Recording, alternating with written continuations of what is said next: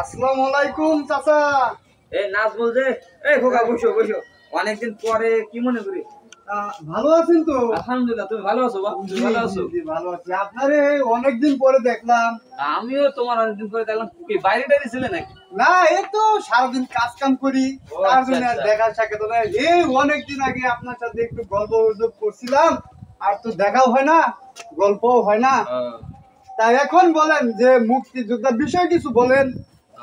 71-এর গল্প শুনবা? জি বলেন। ওই 71-এ বয়স আর কত হবে? 71, 72 আর 70-এ বয়স ছিল ওইরকম 10-12 বছর, 15-16 বছর।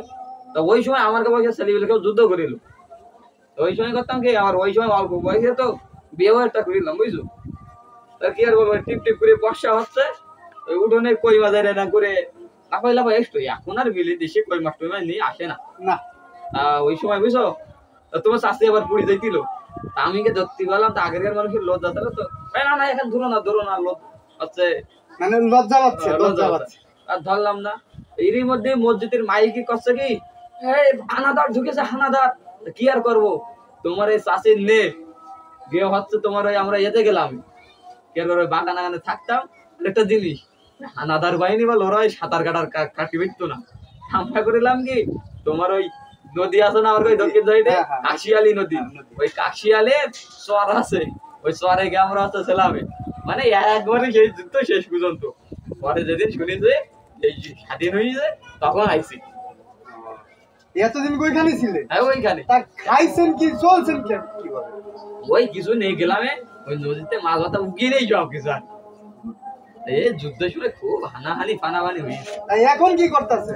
এখন এই আর কি করবো, শেষ বয়সটা বসে বসে কাটাচ্ছে, লস একটা হয়েছে। লসটা হচ্ছে এই সময় অত গুরুত্ব দেয়নি। যদি বসতাম সেই সময়, ওই মুক্তিযোদ্ধা না করলে ওকে ব্যাগটা গতাম। তাই আজকে একটা কোটা পাতাম, খালি অনেক লাভ হতো, ছেলে মিলে জীবন চাবি করতে হইতো। এখন বা দুঃখের কথা কি বলবো, সেই সময় যারা, আমরা তো তাও দেশ ছেড়ে ভারতে যাইনি, আর যারা জিনিসপত্র খেতা বলে বগল টাকায় কিনে দেশ ছেড়ে ভারতে গেছিল শরণার্থী হয়ে। তুই ভালো আছিস? হ্যাঁ ভালো আছি, তুই ভালো আছিস? আলহামদুলিল্লাহ ভালো আছি। কইছি গাইলি তুই?